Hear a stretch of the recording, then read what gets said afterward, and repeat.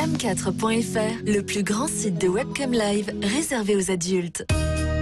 14h-16h, Brigitte Lahaie, Sud Radio. Bonjour à tous, nous sommes ensemble durant ces 2 heures sur Sud Radio. Alors lorsqu'on fait une enquête sur la sexualité des Français et qu'on leur pose la question de leur première fois, eh bien c'est toujours la relation où il y a eu la première pénétration qu'ils vont indiquer. Alors que bien souvent, il y a eu en amont des flirts très poussés avec même souvent de la jouissance. On voit bien là l'importance de l'érection, symbole de puissance et symbole de l'acte sexuel. Alors bien sûr, durant des siècles, la sexualité était totalement en lien avec la reproduction et sans érection ni éjaculation, pas de fertilité, évidemment. Mais aujourd'hui, où la sexualité devrait être synonyme de plaisir, pourquoi l'érection est-elle encore un tel enjeu ? Eh bien, je vous propose qu'on essaye de comprendre tout ça en compagnie de Eric Haller. Vous êtes professeur de chirurgie vasculaire et vous travaillez beaucoup sur ces questions justement d'érection. De même, on pourra voir ce que traverse un homme en panne d'érection et à quel point ça touche son moral, son psychisme. Et puis surtout, on pourra vous donner des solutions pour résoudre absolument toutes vos difficultés érectiles, parce que ça, c'est quand même la bonne nouvelle. Aujourd'hui, grâce à la médecine, eh bien, il y a toujours une solution. Donc, si vous avez envie de venir poser des questions, si vous avez envie de témoigner, eh bien, vous nous appelez au 0826 300 300. Bonjour, Eric Haller. Bonjour, Brigitte Lahaie. Alors oui, on bande et on est un homme, on bande pas, on n'est plus un homme. Hein. C'est un peu ça quand même dans la tête de beaucoup d'hommes. En tout cas, ceux qui viennent en consultation viennent parce qu'ils ont ce problème qui n'est pas seulement un problème de sexualité, qui est aussi très probablement un problème d'identité. Que suis-je ? Est-ce que j'ai même une légitimité, alors certes dans une relation sexuelle, mais même dans la vie, hein, c'est-à-dire que pour un homme, pour beaucoup en tout cas, la possibilité d'avoir ou de ne pas avoir des érections pose des questions aussi existentielles que quelque chose qui mène à des pensées de suicide. Donc on voit bien le lien entre érection et vie. Alors vous avez dit tout à l'heure qu'effectivement l'érection est associée à la reproduction, donc on peut concevoir que d'un point de vue presque évolutif, hein, de développement de l'humanité et des espèces animales autres, l'érection a tenu, je vais venir sur le passé, a tenu un rôle absolument central dans la possibilité de se perpétrer de génération en génération. Donc on n'est pas tout à fait surpris qu'il y ait érection et vie, une telle association. Alors ce qui se passe maintenant, c'est qu'on assiste effectivement à peut-être des modifications dans la société qui nous conduisent à interroger le rôle de l'érection dans la sexualité et dans la vie. Alors dans la vie, eh bien maintenant on peut avoir une descendance sans avoir d'érection. Il existe des moyens techniques. C'est vrai. Et donc c'est vrai qu'on n'associe plus obligatoirement érection et descendance. Et probablement on n'a pas encore fini de tirer les conclusions de ces évolutions de la médecine. Et on voit cette idée qui se répand de plus en plus que le couple hétérosexuel n'est pas un modèle unique, y compris pour avoir et élever des enfants. Donc tout ça va dans le même sens. Alors ça, c'est un côté l'évolution à la fois technique, médicale et sociétale, mais il faut bien voir d'autres choses, qui est que j'ai vu encore plusieurs patients de moins de 25 ans qui viennent consulter parce qu'ils n'ont pas d'érection, parce qu'ils ont une maladie qui sont les fuites veineuses. Les médicaments ne marchent pas. Et effectivement, la détresse est absolument importante. Et elle est d'autant plus importante, cette détresse, que la société, dont nous venons de parler, a un discours très ambivalent. D'une part, l'érection, c'est pas obligatoire, mais eux, dans leur chair, je dirais, et dans leur vécu psychologique, ne le perçoivent pas comme ça. D'un autre côté, la société diffuse aussi la pornographie, où là l'érection est reine, si je puis dire. On peut le dire, oui, oui. Donc, et il y a même à ce moment-là la taille du pénis qui prend toute son importance, évidemment. Et d'ailleurs, je crois, à l'origine, j'avais lu ça, alors je ne sais pas si c'est vrai, mais que la circoncision, au départ, était pour donner l'impression que le pénis était plus imposant. J'ignorais. Mais encore une fois, je ne sais pas si c'est une réalité, mais j'avais lu ça quelque part, et c'est pas inintéressant, en effet. Oui. Et enfin, peut-être pour juste conclure sur cette introduction, il y a un fait qui est un fait de société absolument planétaire, qui est que la médecine ou les médecines ne prennent pas en charge les troubles de l'érection sérieusement. C'est-à-dire que, alors que nous avons toutes les connaissances médicales pour faire des diagnostics de cause, quelle est la maladie en cause qui provoque la déficience de l'érection, nous savons tout ça c'est écrit partout, tout est disponible. Alors que nous avons les moyens maintenant thérapeutiques de traiter les troubles de l'érection. Quand un patient vient, je lui dis, écoutez, si vous le souhaitez, dans X temps, une fois qu'on aura fait le diagnostic, vous allez être guéri, on va guérir votre symptôme. Eh bien, malgré ça, l'accès aux soins, à ce soin véritable, est pratiquement marginal, puisqu'il y a des gens qui font des milliers de kilomètres. Je crois qu'il y a des enquêtes qui ont montré qu'en cas de panne d'érection à répétition, parce qu'une panne un jour, ça arrive à tout le monde, en cas de panne à répétition, il y a à peine un homme sur deux qui va aller en parler à son médecin traitant. Ah oui, je pense qu'un sur deux, c'est beaucoup. C'est fou, quoi. Ouais. Je veux dire, parce que plus on attend pour aller en parler, plus évidemment ça peut s'aggraver, parce que s'ajoute, s'il y a déjà des problèmes médicaux, s'ajoutent les problèmes de peur de la panne, et là, à ce moment-là, les pannes, elles sont systématiques. Oui, tout à fait. Alors, vous l'avez dit, et on va peut-être le répéter parce que c'est important, chaque fois que vous venez, je sais que ça vous tient à cœur, il y a un certain nombre de jeunes hommes qui, à cause de fuites veineuses, n'ont pas d'érection. C'est quelque chose qui peut se résoudre chirurgicalement facilement. Donc ce pourcentage de jeunes hommes, pensez, si vous êtes parent, éventuellement d'en parler à votre fils qui a peut-être 16-17 ans.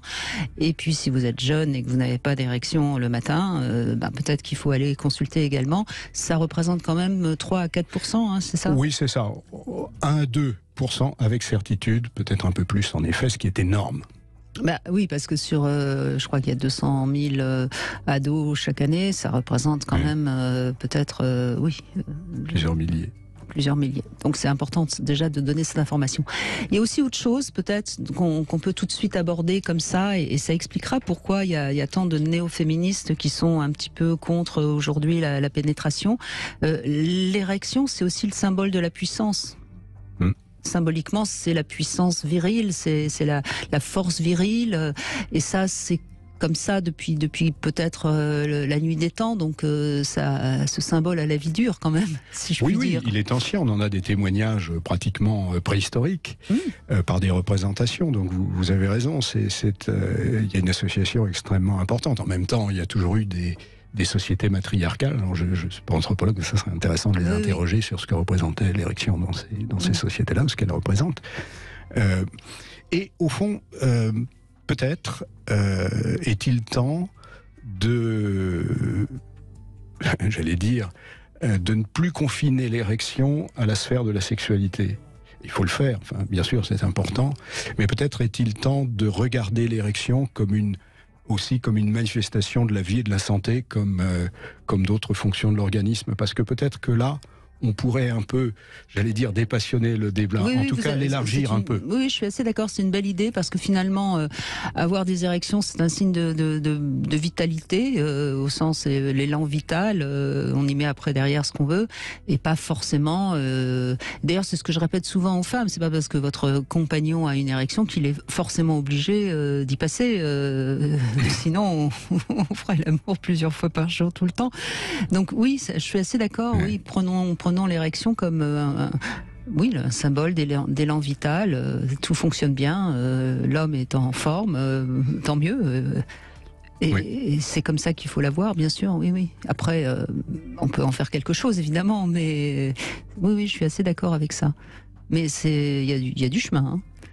Il y a du chemin, mais je pense que pour le coup, la société est mûre. Maintenant, je trouve qu'il y a de plus en plus cette information essentielle que quand il y a des troubles de l'érection, alors surtout à partir d'un certain âge, je ne parle pas de ces jeunes qui ont des fuites veineuses, parce qu'il y a plein de causes, mais ceux qui, par exemple, ont un déficit hormonal ou qui ont un problème artériel, c'est-à-dire les tuyaux qui apportent le sang au pénis, eh bien, on sait que lorsqu'il y a ce problème-là d'érection, on multiplie par 2, 3 la probabilité d'infarctus du myocarde ou d'accident vasculaire cérébral. Donc on voit très très bien, dans une société un petit peu vieillissante qui est la nôtre, on voit très bien que, je dirais, l'ambiance est prête à recevoir ce message. Vous voulez dire que si l'érection devient un peu défaillante, c'est qu'il y a des problèmes de santé et que c'est intéressant d'en prendre compte, etc. Ouais. Ce qui est intéressant aussi, Eric Haller, c'est qu'il faut sortir de cette idée reçue que quand il y a des problèmes d'érection, c'est forcément psychologique. Parce que ça, c'est aussi une idée qui est reçue, qui a la vie dure. Parce que ça l'est aussi. Bien sûr, mais pas... Mais c'est pas le facteur déclenchant. La psychologie, souvent, suit la défaillance par maladie des troubles de l'érection. Oui. Nous ne parlons pas ensemble là des pannes dont vous avez parlé en introduction, parce qu'elles sont tout à fait banales. Elles sont favorisées par le tabac, par exemple, ou par les diverses drogues. Mais ne parlons pas de ça, parce que c'est pas un enjeu. Si, ça l'est, mais en tout cas, c'est beaucoup moins sévère, et là, c'est extrêmement répandu.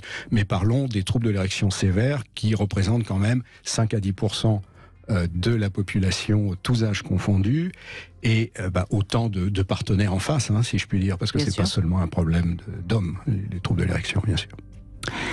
Eh oui, ça peut aussi être très encombrant pour une femme. On en parle avec vous, bien sûr, au 0826 300 300. Dans un instant, on retrouve Bruno, justement, qui va nous parler de ses difficultés érectiles depuis quelques mois. Sud 16h, Brigitte Lahaie, Sud Radio. Nous sommes en compagnie de Eric Haller, professeur de chirurgie vasculaire, et évidemment, il y a des vaisseaux dans le pénis, et c'est comme ça que ça vous a amené justement à cette passion d'aider les hommes à être puissants. Bonjour Bruno. Bonjour Brigitte, bonjour Monsieur Haller. Bonjour Bruno. Alors vous tombez bien, parce que Eric Haller va pouvoir vous aider. Bruno, racontez-nous qu'est-ce qui vous arrive. Alors, moi j'ai une 50aine d'années, et jusqu'à présent, je n'avais jamais eu de problème d'érection du tout. Et là, avec mon épouse, donc on a deux enfants assez jeunes, et donc on a eu une sexualité suite aux 2 enfants plus espacée. Et quand on s'y est un peu plus remis, ça a été la bérésina et la découverte que ça marchait plus comme avant ou aussi bien. J'avais au départ une érection normale, et au moment de la pénétration, ça retombait. Donc découverte pour moi. C'est pas très agréable parce que c'est très frustrant dans le premier temps. Ce qui nous a aidé, c'est qu'avec ma compagne, on a une bonne communication au sujet de l'amour et de nos relations, notre intimité. Donc, on ne base pas notre relation intime uniquement sur la pénétration. Donc, on peut passer à d'autres choses et continuer quand même, mais voilà, c'est pas au moment où ça arrive, c'est ultra frustrant, puisque on est tout content, tout se passe bien, et ça se passe pas comme c'était naturellement prévu avant, et ça s'est réalisé plusieurs fois de suite. Depuis, c'est résolu, mais c'est vrai que 3-4 fois d'affilée, quand on a voulu essayer, et que au moment de la pénétration, ça se passait moins bien. Donc, mais vous dites qu'aujourd'hui c'est totalement résolu. Oui, disons que maintenant j'ai pas une appréhension, mais j'y pense un peu parce que je sais que ça existe là où ça n'existait pas du tout avant. Donc, voilà, c'est tout. Donc oui, c'est résolu. De nouveau, ça se passe bien. Ce que j'ai compris en tous les cas, c'est que par contre, il fallait d'autant plus que j'ai bien le temps, que je sois bien à l'aise pendant le rapport, qu'au final, un lit, il n'y a rien de mieux, et qu'il y a certaines mêmes positions qui permettent d'être plus à l'aise avec ça. Donc même si c'est moins puissant, par exemple la petite cuillère, c'est parfait, je trouve. ça permet d'être dans une pénétration plus facilitée, je trouve. Donc même si il s'avérait, c'était pas le cas la dernière fois, mais s'il s'avérait que c'était moins dur, eh bien j'arrive quand même à faire quelque chose, et une fois que c'est commencé, d'ailleurs ça se finit et ça continue et ça peut se maintenir. Donc voilà, il y a des on peut si on a une érection relativement suffisante, même si elle n'est pas au maximum, on peut pénétrer, et en général après ça va bien, à condition qu'il n'y ait pas de soucis médicaux. Mais dans le cas de Bruno, on a l'impression, Eric Haller, qu'il n'y a rien de médical dans son cas, en tout cas. Oui, ce que décrit Bruno, c'est une relative mise entre parenthèses de la sexualité, et après un retour un peu peut-être un peu imprévu, plus difficile que prévu. Donc ça suggère énormément de choses. Ça suggère d'abord que très certainement la sexualité, comme les manifestations du désir, comme le désir lui-même, sont aussi une histoire d'entraînement. Ça c'est sûrement très vrai, et en tout cas on l'entend beaucoup de témoignages de patients. Et ce que vous dites, je pense, est vraiment dans cette veine-là. Après, vous approchez, vous avez la toute petite cinquantaine, donc il est vrai que des modifications du corps et du fonctionnement du corps peuvent aussi s'installer. Ça, c'est absolument probable, enfin possible en tout cas.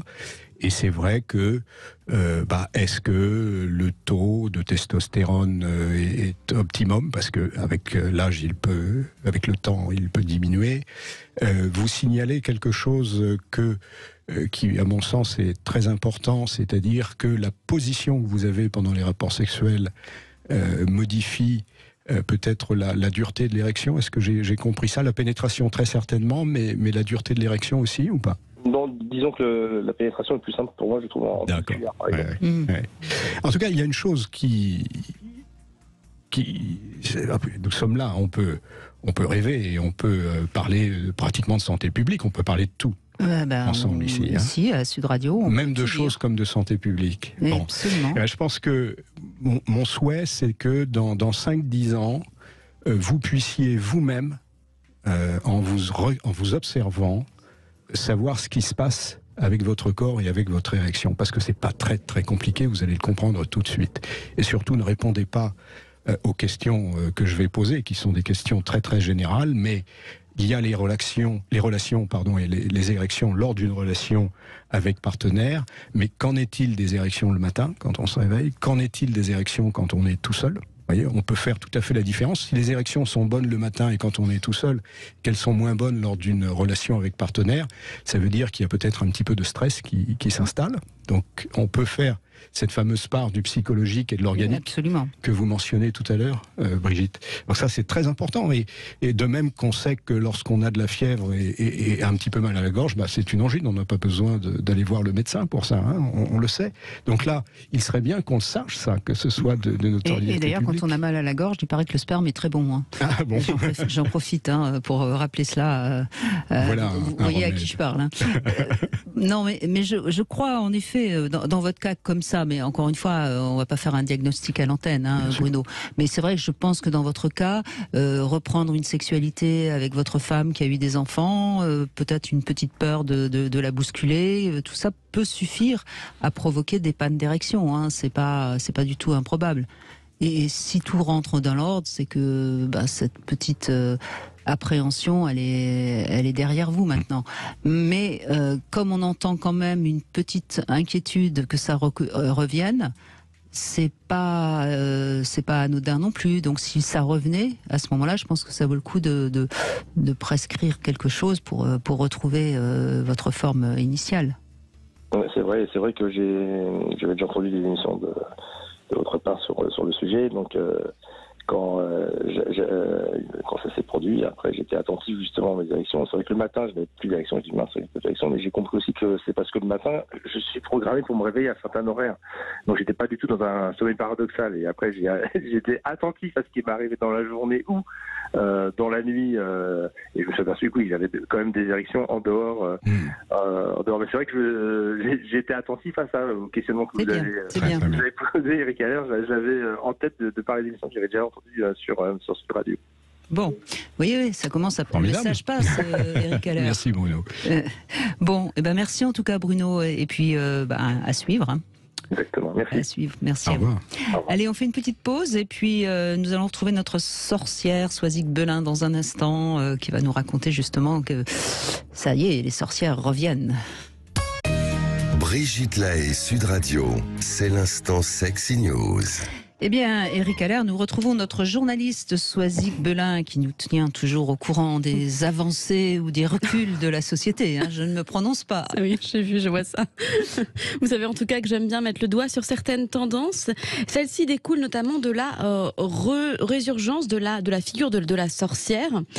Aujourd'hui, je me suis intéressée donc à cette mode sur les réseaux sociaux, Instagram et TikTok en tête, à savoir l'astrologie, la numérologie, ces sciences parallèles, occultes, ces sciences en marche dont on constate un regain d'intérêt. Une étude datée de mai 2022 pour l'IFOP sur le niveau de croyance des Français aux parasciences.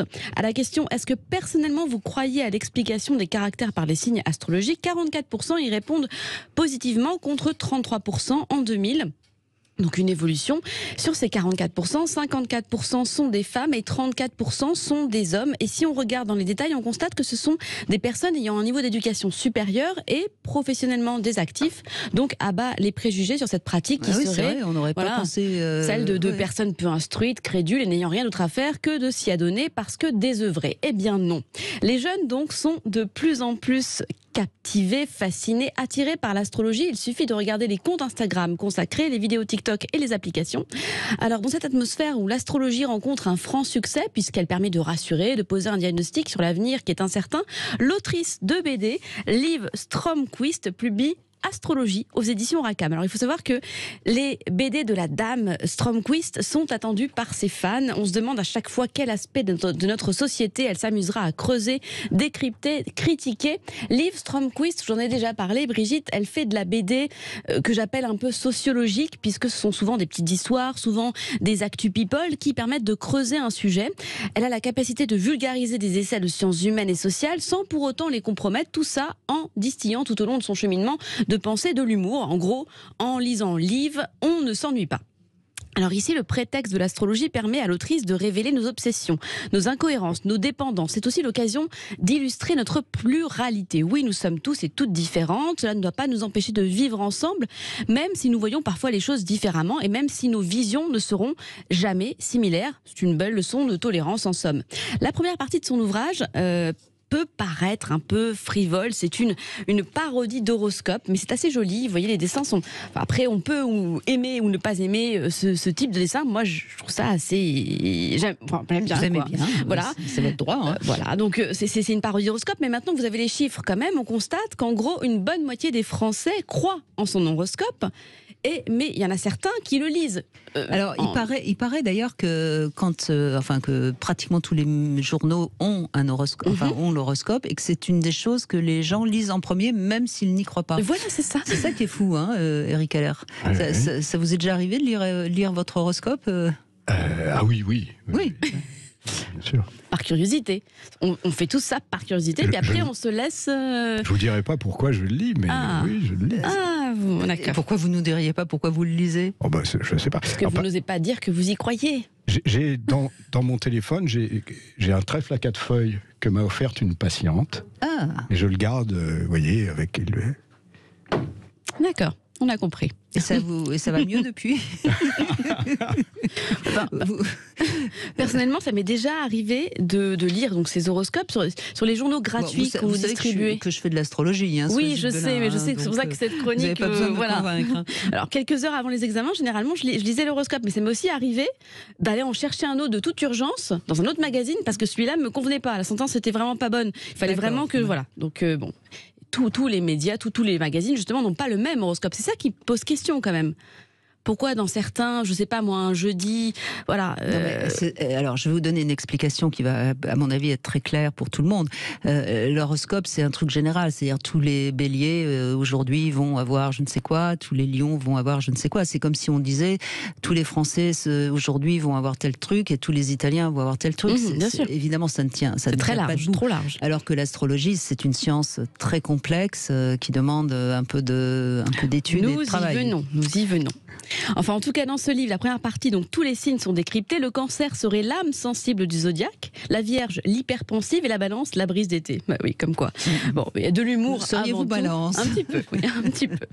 Bon, vous l'aurez compris, mais bon, ma mère dit toujours Policinello ridendo ridendo diceva la verità. Traduction avec beaucoup d'humour. Finalement, on peut faire passer tout un tas de messages. Donc, c'est la première partie du livre de Liv Strömquist, beaucoup d'humour pour faire passer des petits messages. Deuxième partie de l'ouvrage, les correspondances entre les signes. Et ici, elle plante le décor de ces couples qui n'auraient vraiment pas dû tenter de matcher ensemble parce que c'est fatal. Hein. Des éléments terre et feu, ça ne va pas ensemble et ça ne fonctionne pas. Donc, par principe, ils auraient dû le savoir dès le départ. La toute fin du livre. C'est ce qui est faux d'ailleurs, hein, mais bon. Ouais, c'est ce qu'elle dit. Quel signe, Eric Haller? Bélier. Bélier. Non. C'est la terre, ça. C'est ça. Non, c'est le feu. Ah, loupé. Je suis pas encore une sorcière, hein, c'est prévenu. Bon, la toute fin du livre est certainement la partie la plus intéressante. Elle fait ici appel au philosophe Theodor Adorno, qui a étudié de novembre 52 à février 53 la rubrique horoscope du Los Angeles Times. Il parle de rationalité maligne de l'horoscope, de l'horoscope grand public, faisant de cette discipline quelque chose de bien plus rationnel et pratico-pratique que de magique. L'astrologie serait, selon lui, une décharge, une défense narcissique, comme disait Freud. Par exemple, nos tuiles, nos problèmes quotidiens seraient la conséquence de Mercure en rétrograde. Ça permet donc de décharger nos problématiques en disant que voilà, c'est Mercure rétrograde. C'est la faute des astres. Voilà, c'est la faute des astres. L'astrologie entretiendrait notre besoin de narcissisme. Ce serait une occasion supplémentaire de pouvoir parler de soi. Et il permettrait de nous entretenir dans nos incertitudes collectives. Et ça, c'est le sociologue Aris Kamporozos Athanasiou qui le dit. Voilà. J'ai pour ma part posé la question à Caroline Drogo. Alors, elle est tarologue, artiste, illustratrice, autrice de livres sur le sujet, notamment d'un petit nouveau chez Solar Éditions, Numérologie, dis-moi qui je suis. Je lui ai demandé comment elle constatait, comment elle a expliqué ce regain actuel pour l'astrologie chez les jeunes. Alors on constate que c'est souvent dans les moments de crise qu'il y a un regain d'intérêt pour la spiritualité et pour l'astrologie. La dernière fois que ça a été le cas, c'était au début du XXe siècle, donc juste avant la Première Guerre et Seconde Guerre mondiale, où les gens étaient plus dans le spiritisme. Donc là, actuellement, on est quand même dans une époque où il y a plusieurs crises en même temps. On a une crise écologique, financière, politique, sanitaire. Il y a tout un petit peu qui part dans tous les sens. Et vu qu'on est moins dans la religion, on va chercher des réponses ailleurs. Et du coup, c'est dans l'astrologie, dans la spiritualité. Vu que on a un peu testé les limites de notre système, on cherche des réponses ailleurs. Et alors, dernière question, peut-on se lancer dans l'apprentissage de l'astrologie ou faut-il un prérequis ? Absolument, tout le monde peut apprendre l'astrologie. Ça nécessite pas de don. La seule chose dont on a besoin pour apprendre l'astro, c'est d'avoir une bonne mémoire et d'avoir de la patience parce que ça prend des années pour se former. Il y a les signes bien sûr, mais il y a aussi les transits, il y a les révolutions solaires, il y a énormément d'axes à prendre en compte. C'est plus sur la partie devenir astrologue, si on veut vraiment devenir professionnel et se former à ce point-là, où là, j'aime bien comparer ça à de la cuisine. Tout le monde est capable de cuisiner, mais tout le monde ne pourra pas devenir un grand chef cuisinier, un grand restaurateur. Donc il faut faire attention avec qui on fait des consultations, parce que les mots ont de l'importance et les images que l'on va donner aux consultants aussi ont de l'importance. On a une forme de pouvoir aussi quand on fait des consultations d'astro, de tarot ou autre, donc il faut prendre ça en compte. Et pour faire un lien direct avec la thématique de l'émission du jour, pensez que vos problèmes érectiles, messieurs, sont dus à un mauvais alignement des planètes. Cela s'appelle donc de la défense narcissique. Mais si cela vous aide à retrouver confiance et à faire évoluer positivement votre souci, alors prenez, on ne vous en voudra pas. Mais absolument. absolument, après tout. Hein. Ah, ça, absolument, oui. Si on peut trouver quelqu'un de coupable... Bah oui, c'était Mercure. Ou Vénus. Vénus non, plutôt. c'est plutôt Mars. Hein. Ah, mince. En cas de problème érectile, ce serait plutôt Mars qui... Parce que Mars, c'est la planète des guerriers, du bélier d'ailleurs, et c'est la puissance virile, hein, Mars. Mais alors vous, justement... Les hommes viennent de Mars, c'est bien connu. Oui, les femmes de Vénus. Mais vous, qu'est-ce que vous pensez? Est-ce que vous pensez qu'il y a un prérequis à avoir pour faire... Non, mais la question de l'astrologie, c'est que ça demande quand même une étude sérieuse. Oui. Il y a beaucoup de choses à apprendre, à intégrer, etc. Après, moi j'aime bien l'astrologie pour mieux comprendre qui on est, quels sont nos dons, nos capacités, et comment on peut mener sa vie et suivre un destin qui quelque part correspond à ce qu'on est. Bon, moi cette astrologie-là me va bien. Après, la prévision astrologique, je dirais qu'on peut prévoir qu'il va un peu pleuvoir ou qu'il va plutôt faire du soleil, mais on peut pas, enfin je veux dire, moi je me méfie beaucoup de la voyance astrologique, parce que c'est un petit peu une pensée magique quand même là. Oui. Voilà ce que je peux vous dire. Mais il y a les cartes du coup qui sont plus précises là pour le, j'imagine, c'est ça? C'est un interrogatoire, Soisig Belin. Non, je m'arrête là. On en parlera hors antenne, parce que c'est des choses qui, si ça vous intéresse, je peux vous en dire beaucoup de choses, mais c'est pas le propos de l'émission là. On est sur l'érection. C'est vrai. L'érection, c'est quoique c'est magique aussi, l'érection quelque part. Eric Haller, hein, on est d'accord, hein? Oui, bien sûr. Hein, c'est Il y a une attraction aussi. C'est une attraction. Il y a le pouvoir magique de la partenaire. Oui, c'est très magique finalement. Oui. Merci Soisig Belin, merci beaucoup. Carla, justement, qu'est-ce que vous pensez de l'érection? Oui. C'est magique ou pas pour vous? Justement, j'écoutais l'émission et j'ai appris des choses parce que je me posais beaucoup de questions sur l'érection. Oui. Oui. Et alors, qu'est-ce que vous posiez comme question? Eh bien, parce que je savais que l'érection n'était pas forcément le signe d'un désir, que ça pouvait être mécanique. Mais je ne savais pas, à l'inverse, que quand on avait du désir, on pouvait ne pas être en érection. Et donc j'ai appris ça et j'étais très étonnée parce qu'il m'est arrivé quelque chose récemment là-dessus et je me suis demandé, la personne me disait que c'était agréable et je me demandais si c'était parce que elle voulait me faire plaisir ou si c'est parce que je m'y étais mal pris ou vous voyez, je me suis posé plein de questions. Eh ben, écoutez, ça tombe bien puisque Eric Haller va peut-être pouvoir répondre à vos questions, justement. Oui, oui, justement, c'était ça comme question que je voulais lui poser à Eric Haller, oui. Votre question est une question essentielle parce qu'elle est, en tout cas, l'idée que l'on a parfois de l'érection, c'est-à-dire comme un phénomène purement et uniquement associé au désir, est une idée qui n'est pas exacte.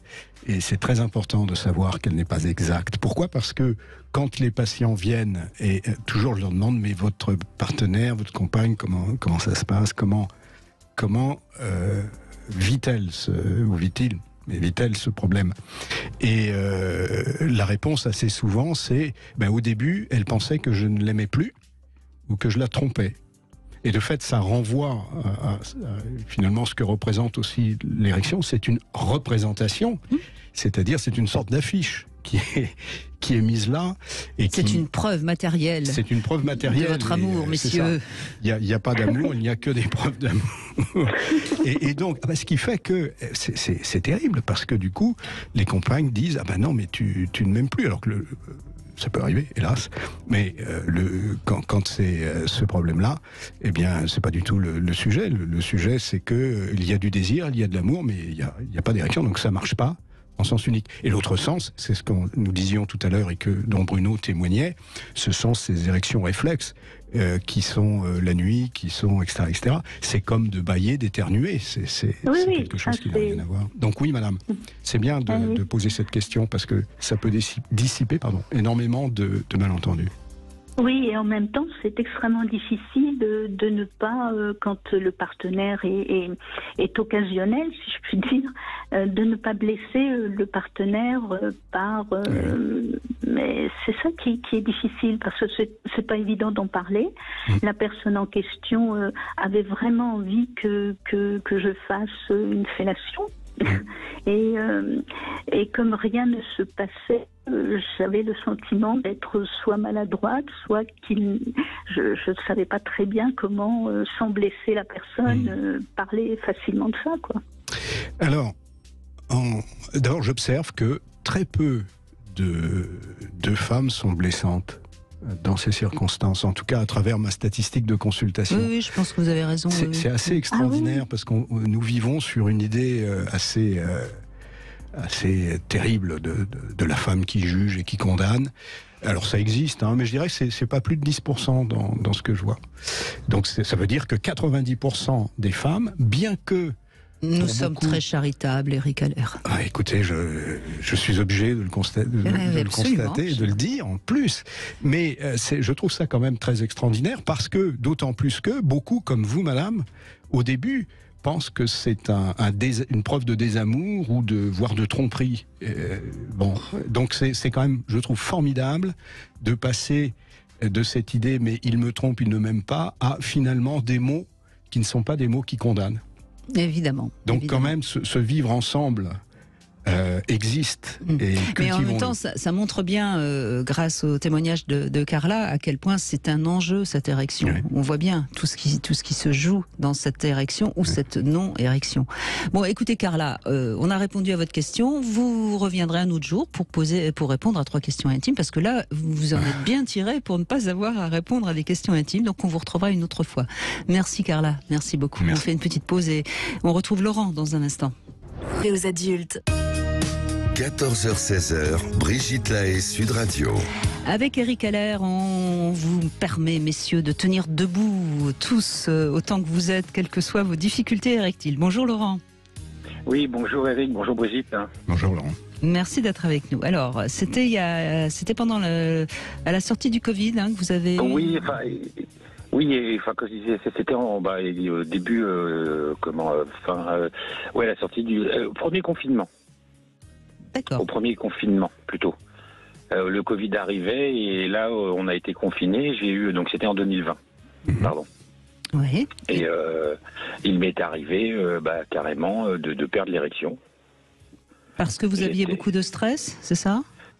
Certainement. Après, avec le recul, c'est ce que je me suis dit. Donc, étant dans un milieu professionnel où je travaille beaucoup en vacation, en freelance, on va dire. Donc, j'avais pas de CDI comme tout le monde et autres.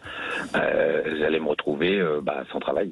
Oui, bien sûr. Donc, et vous aviez une compagne ? Oui, c'était la mère de mes enfants à l'époque. Enfin, toujours, pardon, excusez-moi. Non, mais maintenant. Non, mais je veux dire que vous aviez donc quelqu'un avec qui il n'y avait pas de raison dans votre relation affective qui est des pannes. C'était donc bien extérieur à votre relation. C'était ça un peu ma question. Pardon, oui, je pense. Maintenant, après coup, il s'est avéré que 7 mois après, elle nous a séparés. Donc, je m'y attendais pas du tout. Donc, est-ce que je me dis peut-être avec le recul, il y avait des signes à Vancouver ou je ne sais quoi dans le stress, je sais pas.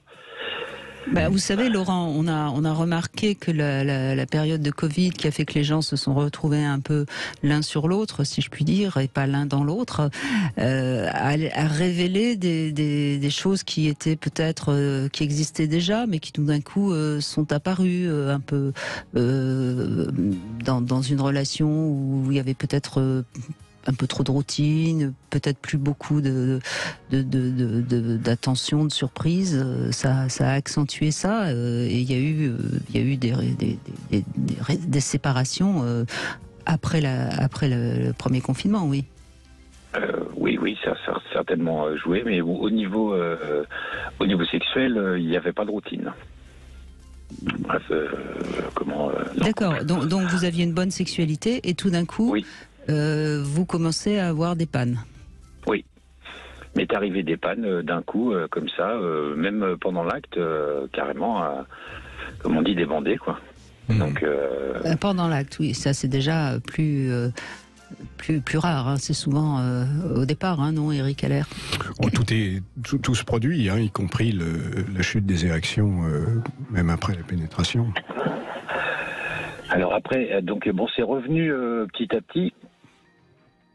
Avec comment mon ex-femme c'est revenu gentiment. Bon, après, tout en sachant que j'avais aidé à l'époque 49 ans à peu près, donc c'est moins actif qu'à 25-30, je me suis dit déjà, mais ça arrivait quand même de temps en temps quelques petites pannes, mais c'était pas fréquent non plus. C'était pas à chaque rapport.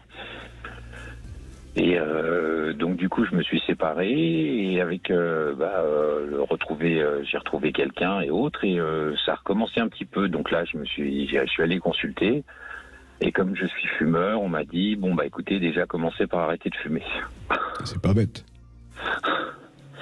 Donc j'ai pas arrêté de fumer, mais là au bout de un mois ou deux après le début de la relation, tout se repassait très très bien. Et je tenais mes érections, les érections arrivaient, et voilà. Et tout seul, sans avoir pris de petites pilules ou de... Oui. Oui, j'ai encore pas essayé ça. Bah, pour l'instant, si tout est revenu dans l'ordre, vous n'avez pas besoin d'essayer ça. Hein.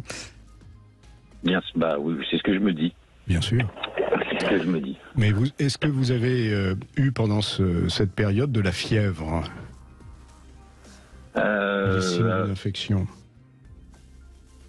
Non, pas spécialement. Je suis allé consulter.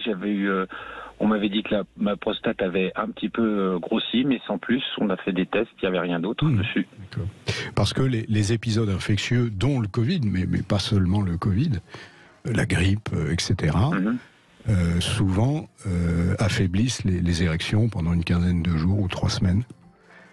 En réalité, le pénis est un endroit où il y a énormément de vaisseaux, nous en parlons très souvent ici, et donc extrêmement sensible à l'inflammation en particulier. Et de fait, on peut tout à fait constater ce lien entre les deux. Donc ça aurait pu vous arriver, peut-être que ça ne vous est pas arrivé du tout, hein, ou peut-être à votre insu, aviez-vous une infection qui ne s'est pas exprimée autrement que par ça. Mais enfin, tous les facteurs psychologiques, de stress, etc., que vous avez décrits et que Brigitte Lahaye a souligné également, sont sûrement quelque chose de très important dans la genèse de tout ça. D'accord. Oui, dans votre cas, c'est a priori le diagnostic le plus évident, surtout que c'est revenu tout seul, sans que vous ayez besoin de faire quoi que ce soit. Donc, le stress étant parti, ça me paraît assez évident, oui. Et pour le tabac, vous savez, nous avons des échographies Doppler du pénis, donc nous regardons comment le sang rentre dans le pénis, comment il sort trop vite ou s'il reste bien dans le pénis. Eh bien, nous pouvons dire si un patient a fumé sa cigarette avant de venir. Ça se voit. À ce point-là, juste avant de venir. Ouais. Absolument. Ouais, donc, l'influence du tabac sur les érections, c'est l'occasion de le dire, est vraiment considérable. Oui, surtout que vous n'avez pas encore 60 ans et on sait, je parle sous votre diagnostic évidemment, Eric Haller, mais on sait que à partir de 60 ans, les hommes qui sont de très grands fumeurs, en général, ont vraiment des problèmes d'érection. Donc il vous reste 10 ans pour arrêter de fumer ou arrêter de bander, au choix. Oui, c'est vrai. Je pense que j'ai déjà commencé par arrêter de fumer après. C'est à réfléchir. Mais c'est très très dur. D'arrêter de fumer, oui. C'est l'addiction la plus difficile. Oui. Bien sûr, vous avez tout à fait raison. Mais enfin, vous savez maintenant qu'il y a une panoplie d'aides. Il y a une spécialité médicale qui commence à être bien connue, qui est celle des tabacologues. Et il faut avoir recours à un tabacologue parce que les possibilités d'aide sont considérables. L'hypnose s'avère être quelque chose de remarquable, mais aussi des médicaments, mais aussi une analyse de quand est le désir de tabac le plus fort dans la journée et comment s'organiser face à cela et finalement réussir. Oui, c'est vrai. J'y pense fortement.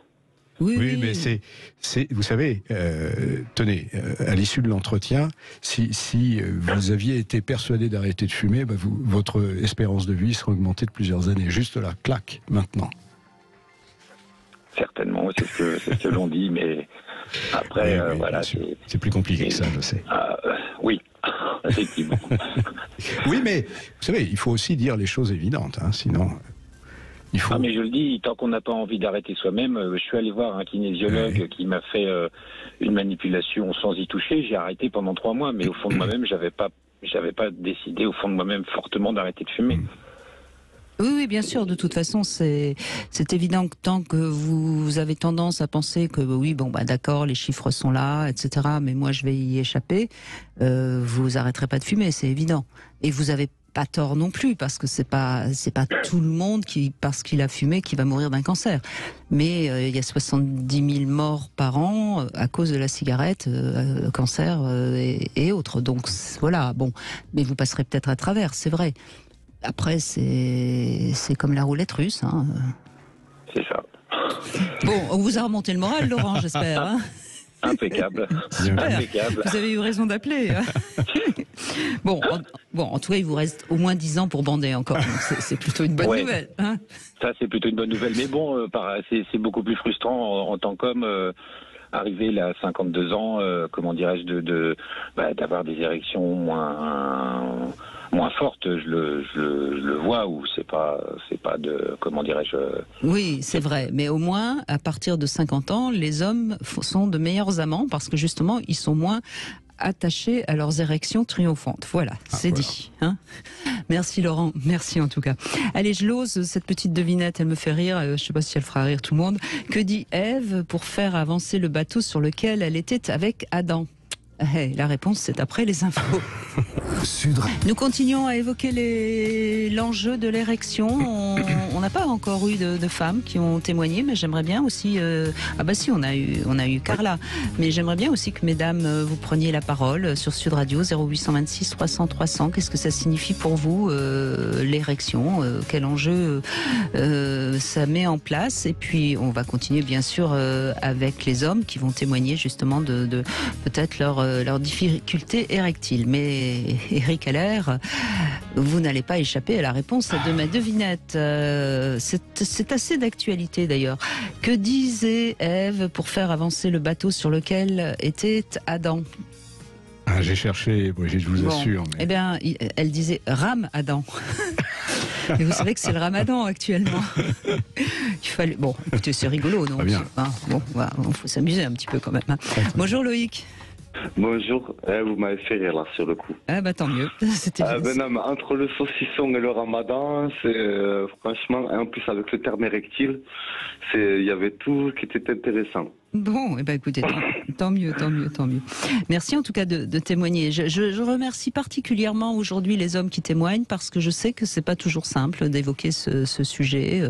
Voilà, il y a des hommes qui détestent parler de leurs petites failles, mais c'est bien, c'est grâce au fait que vous témoignez que ça aide tous ceux qui écoutent. Donc merci Loïc. Merci à vous. Et puis, en fait, déjà, je voulais commencer sur le fait que, après, c'est qu'un avis personnel, mais ce que je sais, c'est que le pénis est un corps spongieux, comme on appelle. C'est-à-dire qu'en fait, on a une érection grâce à l'afflux de sang, et c'est un peu comme une femme aussi qui peut avoir de la cyprine, mais qui n'est pas spécialement excitée, que ce soit l'homme ou la femme, mais qui peuvent... Alors bravo Loïc, parce que vous faites la comparaison entre l'érection et la lubrification chez la femme, et c'est exactement la même chose. C'est-à-dire qu'il y a des femmes qui vont beaucoup lubrifier alors qu'elles n'ont pas énormément de désir. Il peut y avoir beaucoup de désir et pas de lubrification, donc on est exactement dans le même... on peut même aller beaucoup plus loin, en fait. C'est que dans des cas de viol, désolé pour certains qui l'ont vécu, en tant qu'homme ou femme, il y a des hommes qui ont été violés, qui ont eu une érection, et des femmes qui ont été violées, qui ont eu la cyprine qui a coulé. Et c'est justement un système soit de défense ou soit un système de protection du corps, oui. Voilà. Donc voilà. Et comme je disais à Zach tout à l'heure aussi, et apparemment que vous avez acquiescé, mais c'est aussi un contentement et c'est dans l'excitation, certes, du corps, mais qui n'est pas spécialement une excitation sexuelle. C'est par exemple, on regarde Mbappé, qu'on voit qu'il est très bien membré, mais ce monsieur, dès qu'il est content, on le voit sur les stades de foot, dès qu'il célèbre une chose, il est en érection. Et ça n'a rien à voir avec un acte sexuel aussi. Oui, vous voulez dire que cette joie extrême, remarquez, on est dans le sport avec tout ce que ça représente d'agressivité au sens noble du terme. Bon, moi, j'avoue que je ne regarde pas tellement le foot, alors je ne me moi suis non pas plus, je regarde plus. mais je n'ai jamais donc forcément remarqué. Vous regardez le foot, peut-être, Eric? Non, mais j'entends.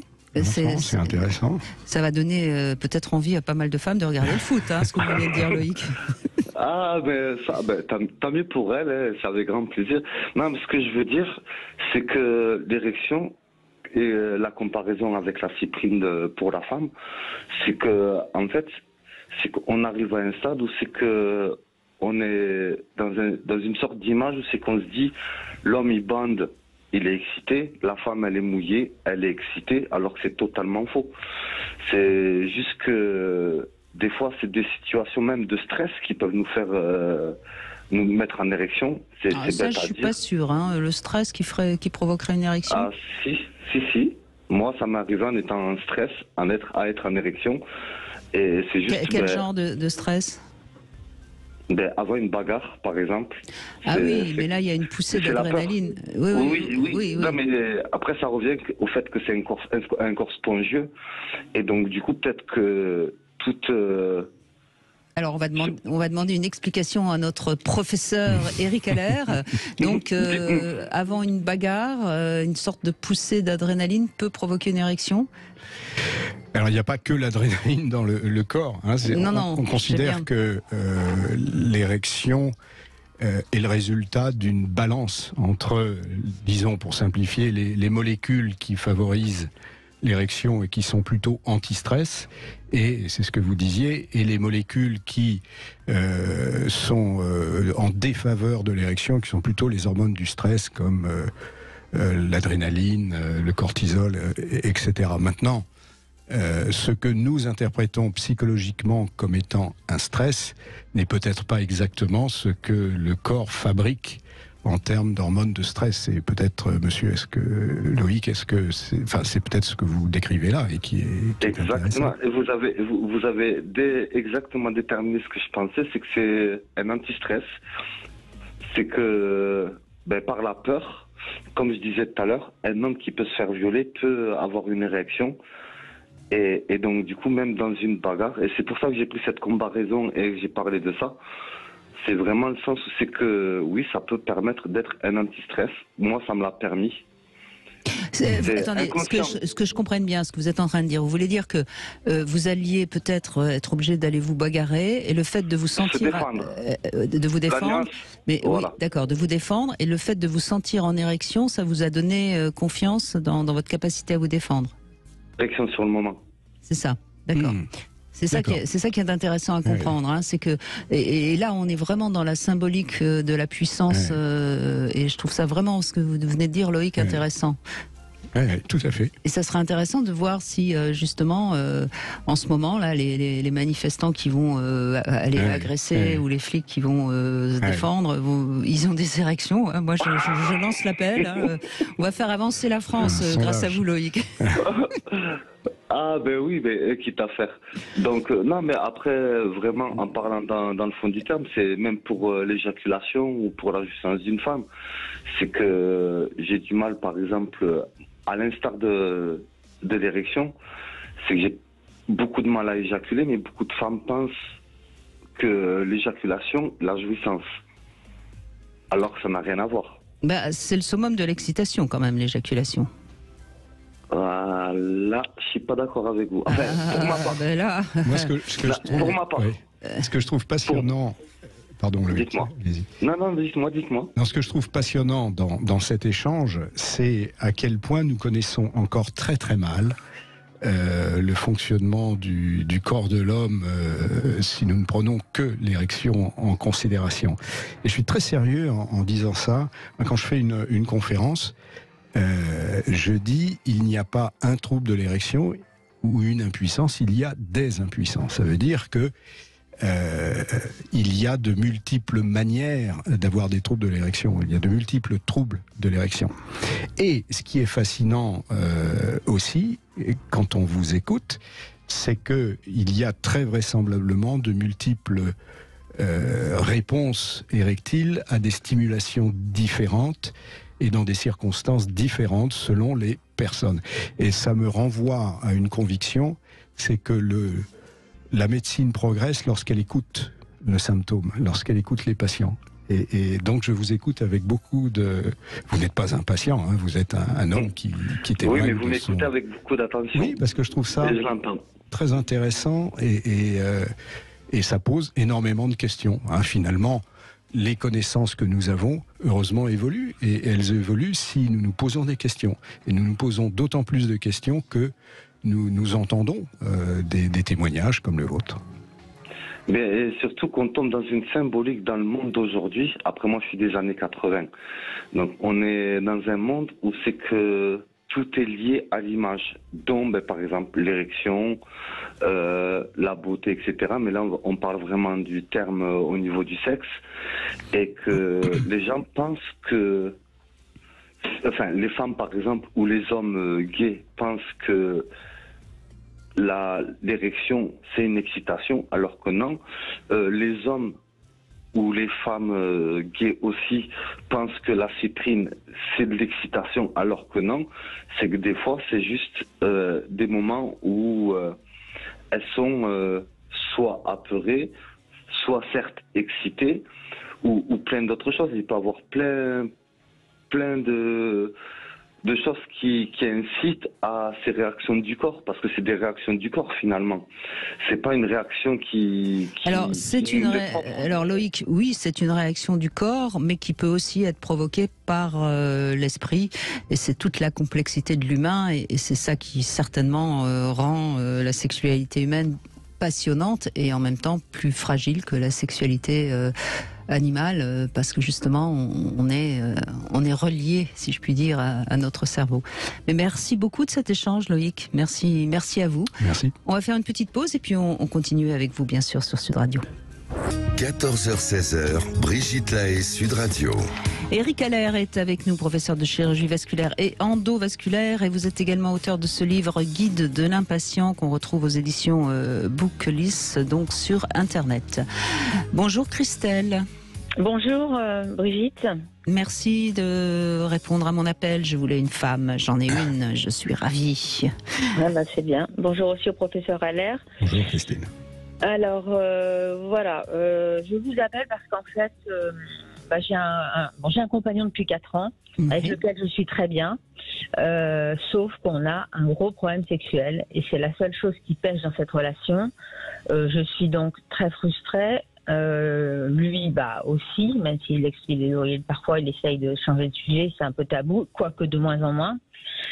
Alors juste pour vous, alors déjà moi j'ai 57 ans, lui en a 65. Physiquement il le fait pas du tout, mais bon il a quand même son âge. Moi mon vécu c'est que j'étais mariée pendant 16 ans avec le père de mes 5 enfants, puis on s'est séparés et après j'ai eu une vie sexuelle assez intense. Et libéré, voilà. Oui, donc vous êtes à l'aise dans la sexualité et vous n'avez pas du tout envie d'y renoncer à 57 ans. Complètement, et j'ai jamais eu de partenaire qui avait comme ça aussi peu de libido et de panne quasi constante.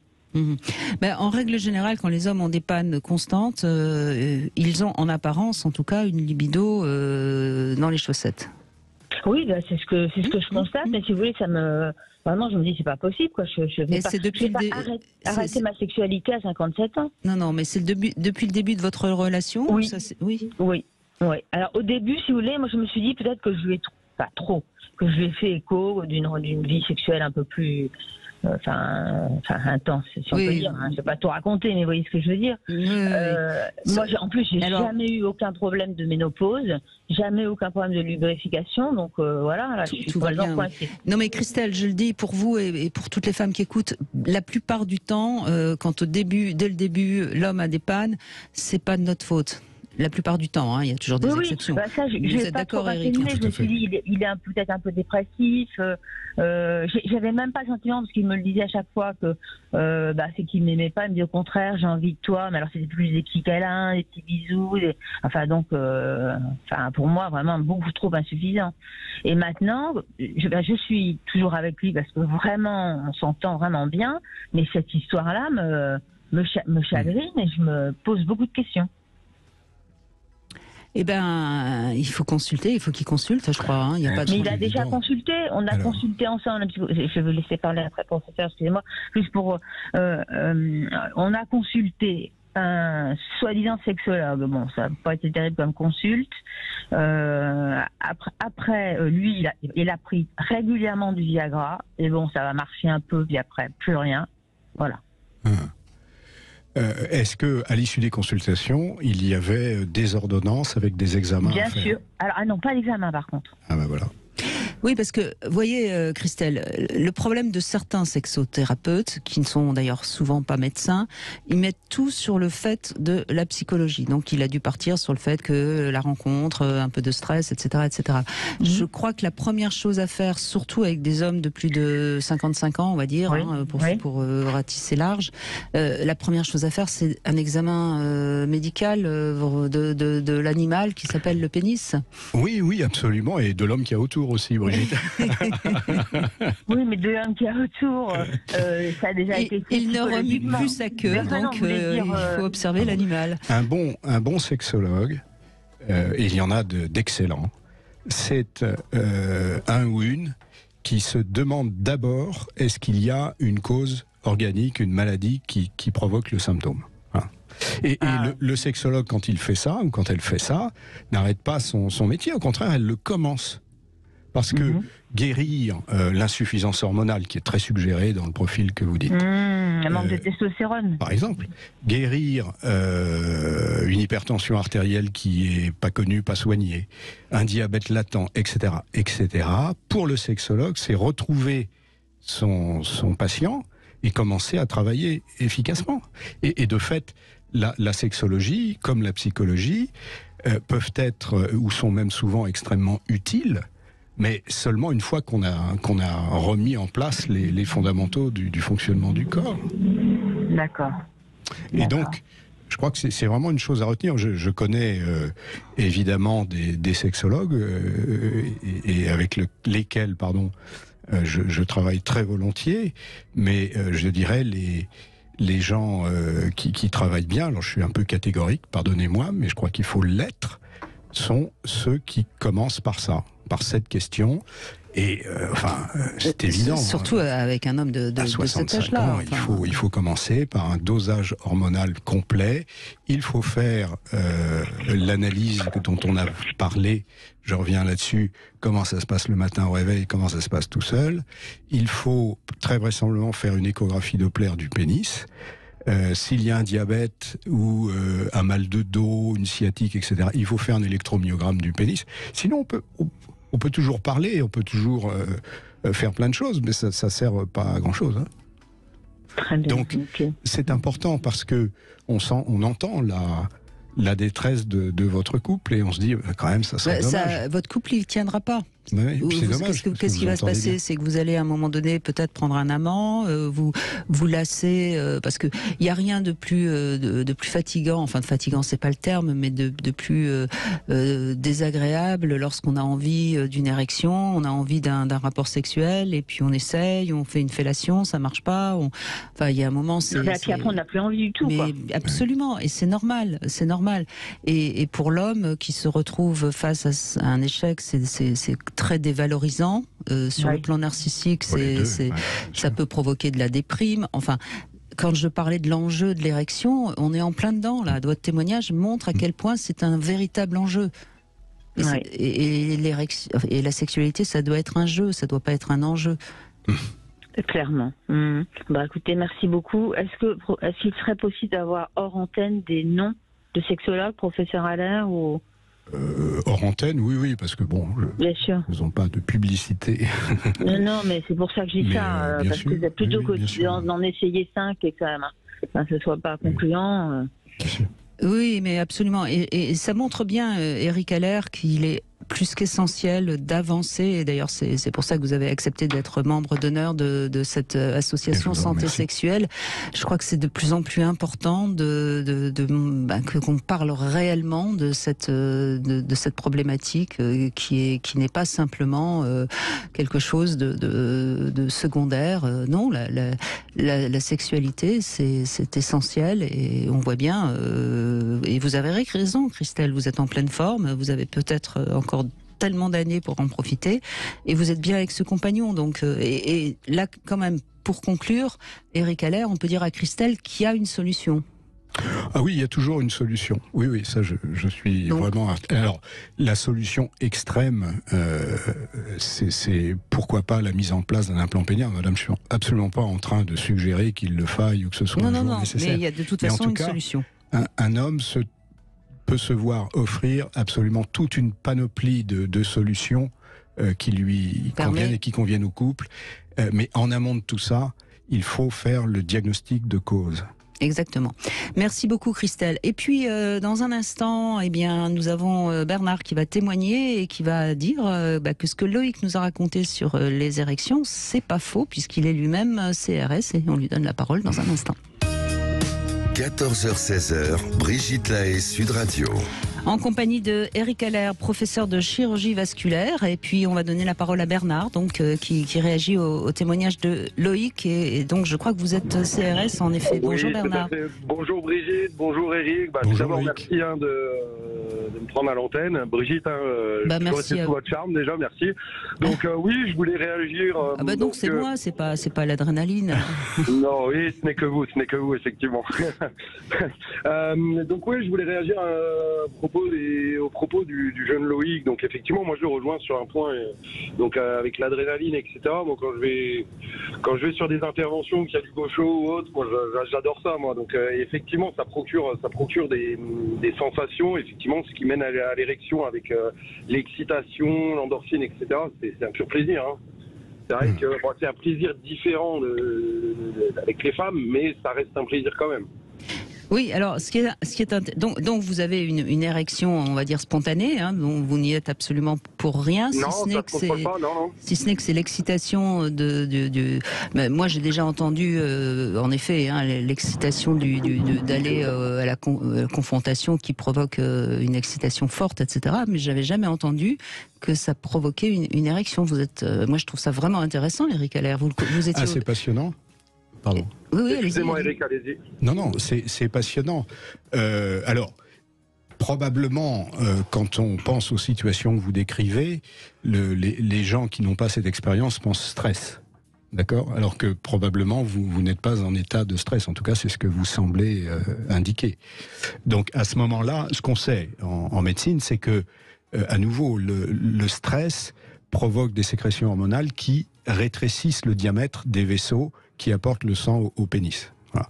Donc, faire peur, c'est faire tomber une érection. Mais là, vous n'êtes pas dans une situation de peur. Vous êtes dans une situation on va dire de joie au sens d'excitation, d'excitation de chaleur, au sens extrêmement large du terme. Donc, mais néanmoins, je pense qu'effectivement, la médecine connaît très très peu ce que vous décrivez et que ce serait absolument intéressant. Est-ce que ça vous arrive dans d'autres circonstances d'excitation, hors sexualité, bien sûr?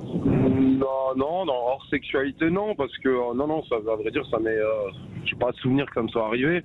Mais effectivement, sur des manifs là où il y a beaucoup de monde, ça peut procurer parfois des moments de stress.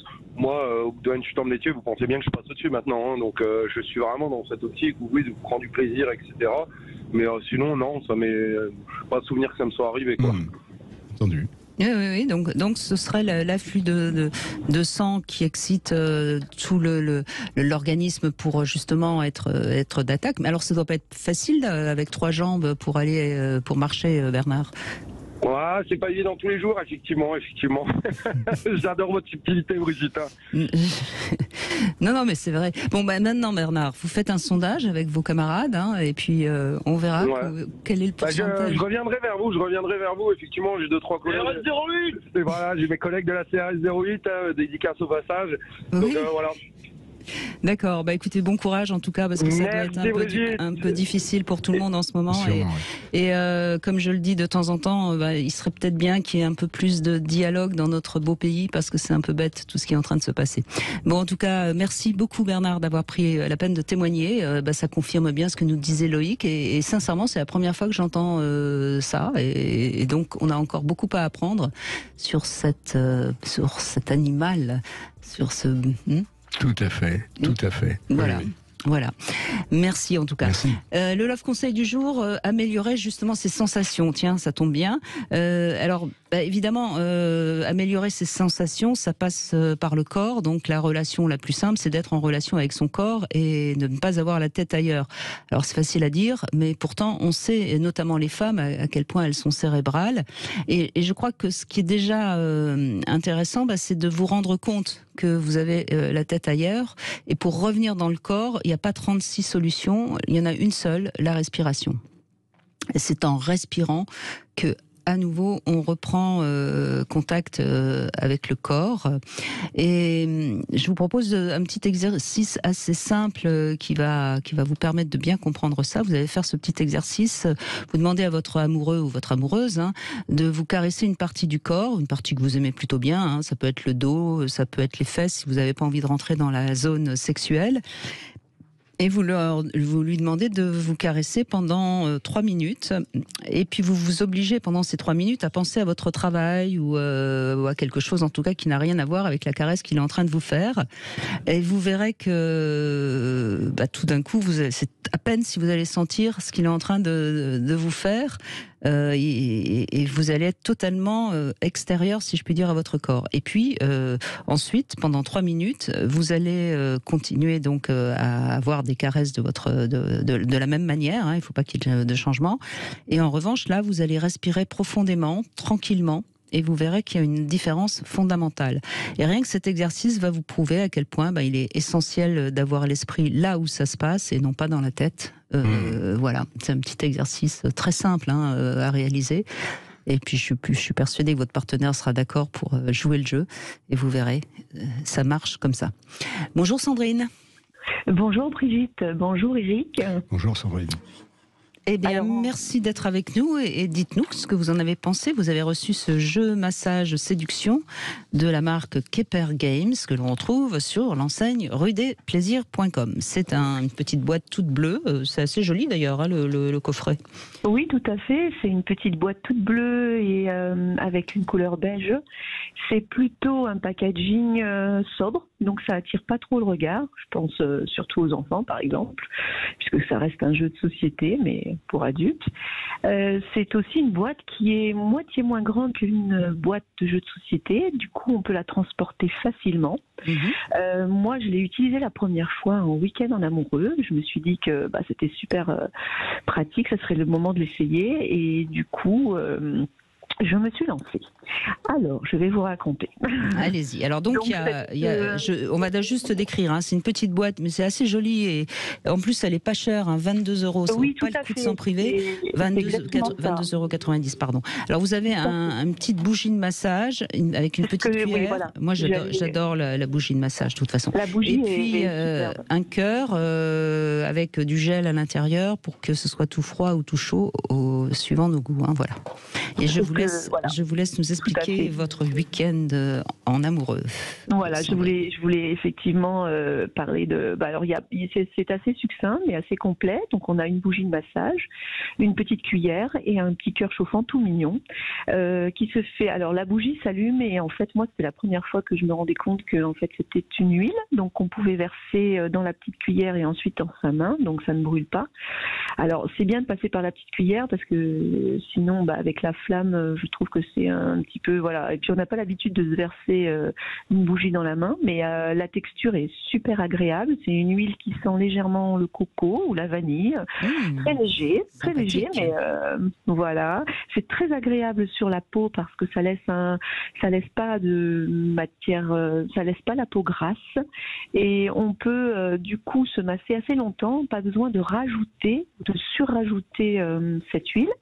Le cœur chauffant, lui, il se met entre 3 et 5 minutes dans l'eau pour qu'il garde la température de l'eau, oui. Exactement. Alors par contre, il faut faire attention, je me suis fait parce qu'en fait, quand on le prend dans la main, on a une certaine sensation de la chaleur, mais quand on le met sur la peau, du coup, on a une autre sensation. Là, j'ai commencé par chauffer un peu trop les épaules de mon partenaire, puisque c'était un peu trop chaud pour lui. Oui, parce que la main résiste mieux à la chaleur que la peau. Oui. La peau étant plus épaisse, du coup, il y avait un distinguo à faire. Donc, il faut il faut le savoir. Une fois qu'on l'a fait une fois, on a compris que voilà, il faut doser un peu la température. Donc, c'est des cartes qui sont moyennes, grandes cartes, qui sont donc en papier glacé. Il y a des cartes pour elle et des cartes pour lui. Alors, ça se distingue assez facilement par la couleur. Bleu foncé et blanc. Donc on prend une petite carte, on lit et on applique un petit peu ce qui est dit. Alors à chaque fois on utilise l'huile. Et c'est ça, je crois que c'est ça l'intérêt surtout de ce coffret, c'est qu'il y a des choses, si on manque un peu d'imagination, on a tout ce qu'il faut. Voilà. Il y a de quoi passer plusieurs week-ends coquins. Tout à fait, il y a en plus pas mal de cartes. On peut refaire plusieurs fois, en plus les propositions, on peut les appliquer plusieurs fois. Je me suis juste posé la question à savoir si je mettais le cœur chauffant avant d'appliquer l'huile ou après. Au final, mon partenaire m'a dit que c'était mieux pendant, c'est-à-dire avec l'huile en priorité, puisque du coup, les sensations du cœur, qui est donc une matière plastique épaisse, siliconée, je dirais, du coup est plus agréable. Donc ça c'est dit, et du coup on suit un petit peu les directives. Alors moi je conseille quand même, parce que je l'avais pas vraiment fait avant, de lire la carte un petit peu avant, parce qu'en fait il y a pas mal d'explications. Oui, je suis en train d'en lire 2-3. Franchement, il y a beaucoup, il y a beaucoup à faire, et c'est vraiment, sincèrement, je trouve que le coffret est intelligent. Tout à fait. Alors je vais parler des points forts et puis peut-être des points faibles. Allez-y, oui. Alors les points forts. Elles sont formidables, nos testeuses. Vous voyez Eric Heller, comment elles Merci beaucoup, Brigitte. Structurées dans le rapport. Donc les points forts, déjà on a un packaging discret et mignon, ça veut dire que quand on sort la boîte, on n'est pas, voilà, ça reste quand même intimiste. Ensuite, on a plusieurs langues qui sont écrites sur les cartes, donc ça peut être pour des gens qui sont de voyage, ça peut être pratique, anglais, français et allemand. Les cartes sont en papier glacé, ce qui fait que quand on a les mains avec un petit peu d'huile et qu'on prend la carte, on ne tâche pas les cartes, ce qui est très bien. Le repérage homme-femme au niveau des cartes, c'est assez simple, on n'a pas besoin de lire puisque c'est blanc ou bleu, donc là c'est du coup c'est très clairement distingué. Ça laisse la peau douce, l'huile laisse la peau très très douce, et la texture de la peau reste agréable pendant très longtemps. Ensuite, pour les points faibles, je parlerai plutôt du fait qu'il y avait un petit peu trop d'explications parfois, qui était un petit peu technique, et du coup j'ai par moment, en fait, pour avoir compris, pour tenter de comprendre bien les significations, j'ai mis un peu de temps, ce qui me déconnectait en fait un petit peu de mon partenaire et du côté oui, c'est pour ça que vous disiez qu'il vaut mieux les lire un petit peu en amont. Oui, je conseille de les lire un petit peu en amont, avant de commencer, de prendre un temps toute seule. Lui aussi d'ailleurs tout seul, peut-être que ça peut être amusant, on l'a pas fait, mais c'est ce qui m'est venu après. Le lire de chacun de son côté, puisque de toute façon il faut à peu près 5 minutes pour laisser chauffer un petit peu la bougie. Du coup pour les lire avant, parce que ça peut être très technique. Mais c'est intéressant parce qu'il y a des choses auxquelles on ne pense pas, et du coup ça fait partie des points faibles, points forts pardon. Et les points faibles, du côté un petit peu. Alors moi, ce qui m'a manqué dans les cartes, c'était un petit peu d'illustration, où je trouvais qu'il y avait beaucoup de texte, il y avait du texte, Mais c'est qu'elle est exigeante, Sandrine. Un peu. Je vois ça. Envie de ce petit truc, un petit pictogramme, je sais pas. Mais absolument. Quelque chose, voilà. Ça m'a manqué, je dirais. D'accord. Voilà, d'accord. ça m'a manqué par rapport à la densité du texte. Je trouvais que pour équilibrer entre le texte et puis le jeu en lui-même, peut-être un pictogramme, une petite broutille. Mais c'est vrai que le texte est assez complet. Oui, je comprends ce que vous dites. Ok. Voilà. Alors il y a forcément besoin d'une relecture parfois, hein, je dois dire. Parce que parfois je me suis sentie un peu tinée. Mais vous allez devenir une vraie geisha, Sandrine, grâce à ce coffret de massage. Hein. Je vais m'entraîner. Je vois ça. J'ai pas dit mon dernier mot. Je vois ça. Bon, et quelle note vous lui donnez alors finalement? Eh bien écoutez, moi je lui donne 8. 8 sur 10. Voilà. D'accord. 8 sur 10. Voilà. Bon, en tout cas, franchement, Massage Séduction, ça se trouve sur le site ruedesplaisirs.com, 22,90 €. Franchement, ça vaut pas le coup de s'en priver. Hein. D'après tout ce que nous a dit Sandrine, franchement, il y a de quoi passer de longues soirées d'hiver sans s'ennuyer. Merci beaucoup, Sandrine. Merci beaucoup. On va continuer dans un instant et on va conclure d'ailleurs, Eric Haller, sur un sujet qui nous a passionnés et on a eu des témoignages qui étaient franchement très intéressants, original même. Dans un instant, on se retrouve tout de suite sur Sud Radio. 4.fr, le plus grand site de webcam live réservé aux adultes. 14h-16h, Brigitte Lahaie, Sud Radio. Eric Haller est avec nous, vous êtes professeur de chirurgie vasculaire et endovasculaire, vous avancez, vous travaillez beaucoup sur les mécanismes érectiles et évidemment vous aidez les hommes à retrouver leurs érections, quelles que soient les raisons de ces pannes. Et nous allons conclure avec Hervé. Bonjour Hervé. Bonjour Brigitte, bonjour Eric Haller. Bonjour Hervé. Oui, alors moi, mon témoignage, je pense comme beaucoup d'hommes, je pense des pannes d'érection, ça arrive. Hein. Moi, ça m'est arrivé les premières fois à l'âge de 46 ans, au moment de ma séparation, de mon divorce. Donc déjà là, et après, c'est vrai que quand je rencontre différents partenaires, il y a des fois, ça m'arrive et je me suis aperçu que c'était, on va dire, dans la tête, plus psychologique qu'autre chose, la peur de ne pas y arriver, la peur le fait de changer de partenaire. Mmh. Et donc, ça m'est arrivé. Et au début, là, avec ma compagne actuelle, qui est ma femme, oui, c'est vrai que c'est arrivé et on en a quand même pas mal discuté. Et maintenant j'essaye de relativiser les choses, de pas avant toute chose me dire bon, on y va tout doucement. Si ça marche pas là, peut-être que dans une demi-heure, 1 heure, ça va marcher. Et la preuve en est, c'est que ça m'arrive que derrière ça marche. Oui, vous arrivez parce que vous êtes assez à l'aise justement avec votre virilité, on imagine. Alors la première chose peut-être qu'on n'a pas dite mais qui est importante, Eric Haller, c'est que y a pas comme tout autre organe, quand on vieillit, ça marche un peu moins bien. Et il est certain que si à 20 ans, il vous suffit de regarder une femme qui passe et que l'érection soit là, il est évident qu'à presque 50 ans, c'est un peu plus lent. Le mécanisme met plus de temps à se mettre en route. Hein, je crois que ça, c'est quand même important. Et ça commence à partir de quel âge on peut... Je sais que c'est des généralités, mais on peut dire que ça commence un petit peu à baisser. Probablement... Dès la trentaine, les choses se modifient. En tout cas, c'est le témoignage de beaucoup de patients pour essayer d'avoir une statistique un peu généralisante. Donc finalement, assez tôt. Alors c'est intéressant parce que d'une part, il y a l'évolution du corps, de l'esprit, de la psychologie, du désir, qui est une évolution d'une personne. C'est aussi l'évolution souvent des rapports entre deux personnes quand il s'agit d'un couple qui s'inscrit dans la durée.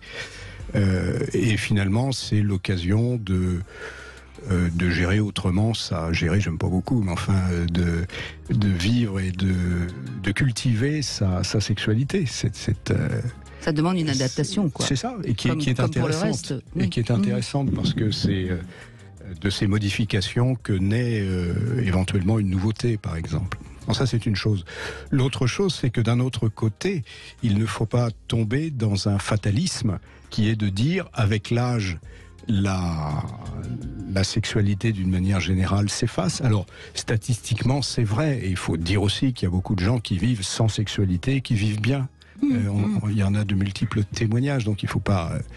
l'humanité est suffisamment diverse et riche pour penser à tout ça.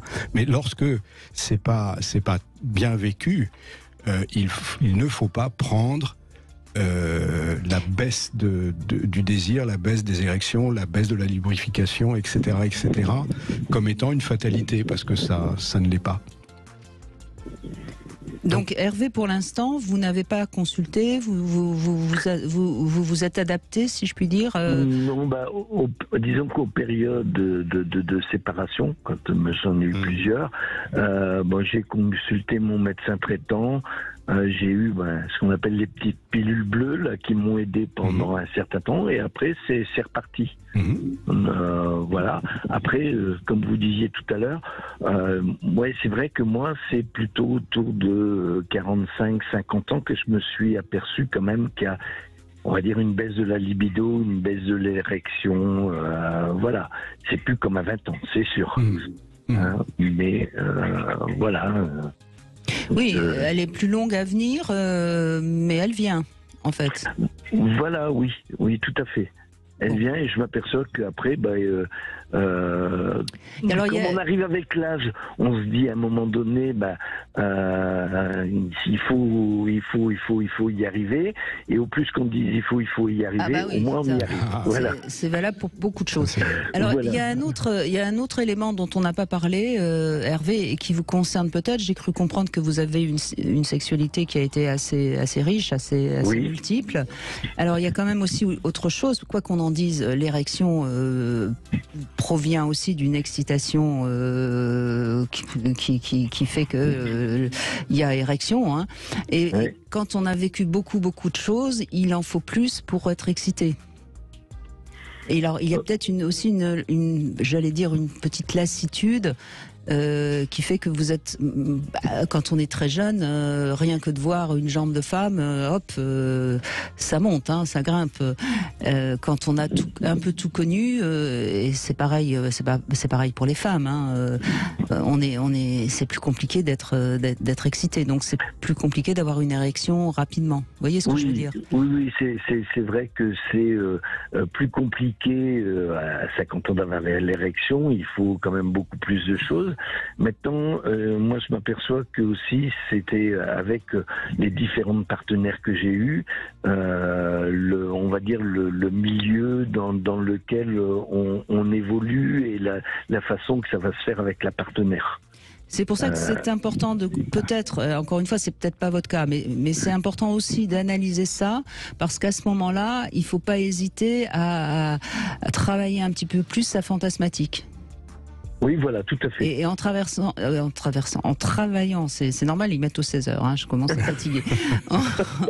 En travaillant un peu plus sa fantasmatique, on peut se faire son petit cinéma dans la tête et améliorer son excitation, et donc son érection. Vous êtes d'accord avec ça, Eric Haller? Oui, tout à fait. Il y a autre chose qui est que l'éjaculation en général est plus tardive. Aussi. Et mieux contrôlée. Donc, vous voyez, le fait de... Ne parlons pas de vieillissement, mais de mûrir d'une certaine manière, comme le bon fruit, c'est quelque chose qui a une vraie valeur. Oui, tout à fait. Bon, en tout cas, vous, Hervé, on a l'impression que vous vous adaptez bien et que vous n'en faites pas. Ça vous stresse pas d'avoir des érections moins. Disons que maintenant, ça ne me stresse plus. Il y a une époque, ça me stressait. Mais là, maintenant, ça me stresse plus. Je me dis, de toute façon, après, pour donner du plaisir à une femme, voilà, il n'y a pas que la pénétration, donc il y a différentes façons de faire. Donc après je me dis que le principal c'est de leur donner du plaisir. Voilà une belle philosophie, Hervé. Oui. Formidable. Voilà.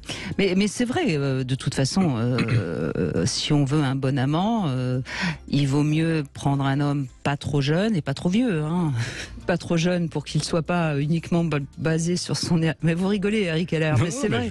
Pas trop jeune parce qu'il ne pense qu'à son érection et il est tellement dominé par sa pulsion que de toute façon, il s'occupe pas beaucoup de sa partenaire. Et puis, un peu trop vieux, l'érection n'est parfois plus du tout là. Oui. Après, donc vous êtes du bon vin là, Hervé. Oui, je suppose qu'Eric Heller a des techniques quand même pour même à un certain âge faire revenir l'érection. Voilà. Oui. On n'a pas fini de connaître, je parle du point de vue médical, le rôle de l'imprégnation en testostérone. Par exemple, les chiffres de la normalité, combien quand on fait une prise de sang, quelle est la valeur normale? Probablement on se trompe. En tout cas, j'ai beaucoup de discussions avec Ronald Virac, qui est à mon avis le médecin qui connaît le mieux l'érection probablement au monde, ou parmi les 10 qui connaissent le mieux. Sans doute, oui, je suis d'accord, bien sûr. Et c'est lui qui m'a enseigné beaucoup de ce que je connais. Et les patients aussi m'ont énormément enseigné.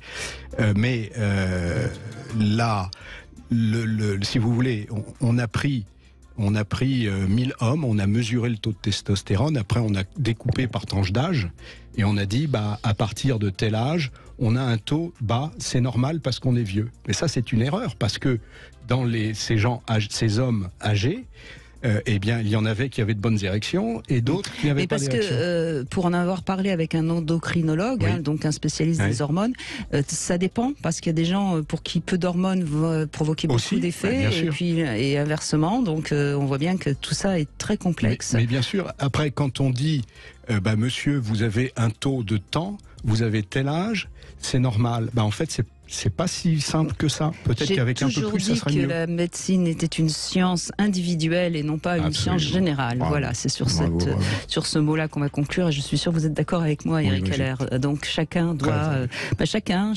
est un individu à part entière et doit donc être considéré comme tel. Merci Hervé, merci beaucoup Eric Heller. Comme d'habitude, on donne des informations essentielles pour le bien-être de tous et de toutes. Et je rappelle qu'on peut vous retrouver dans le guide de l'impatience et sur Internet, c'est aux éditions Booklist. Dans ce livre, vous évoquez tout ce qu'on essaye de transmettre tous les jours quand vous venez. Tout de suite, vous retrouvez C'est votre avenir, et nous serons demain avec Didier Pleu, et on va savoir quelle est la bonne éducation à fournir à nos enfants. Un peu de frustration, ça ferait du bien. Sud Radio. Parlons vrai.